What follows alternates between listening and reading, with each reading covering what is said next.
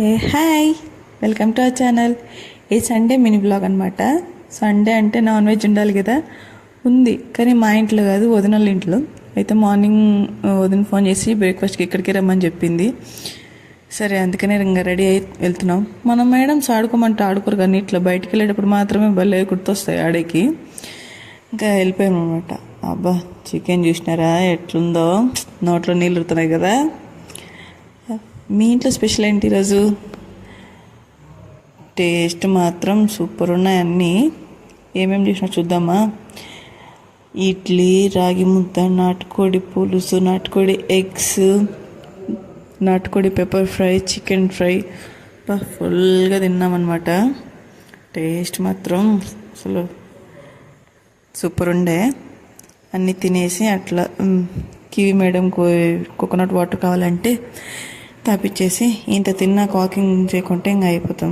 అందుకే వాకింగ్కి అలా జొన్నసంద వరకు నడుచుకుంటూ పోయి 100 రూపీస్కి 6 స్వీట్ కార్న్ అంటే అవి తీసుకొని, ఒక 50 రూపీస్కి 2.5 kg టొమాటో తీసుకొని అట్లా వచ్చేసినాం అనమాట. ఫుల్ స్వెట్ వచ్చేసింది.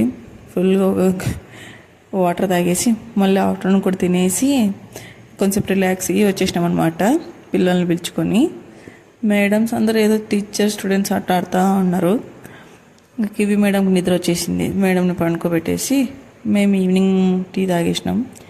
పిల్లలు ఆడుకుంటామంటే కిందకి వెళ్దామన్నారు, పిలుచుకొని పోయినాం. మళ్ళీ గ్రౌండ్కి పోదామన్నారు, సర్లే అని వెళ్ళిపోయినాం. యాస్టీస్ మొన్నట్లాగే మేము వెళ్ళినాం. దేవునికి టైం అయిపోయింది, ఆయన వచ్చేసినాడు.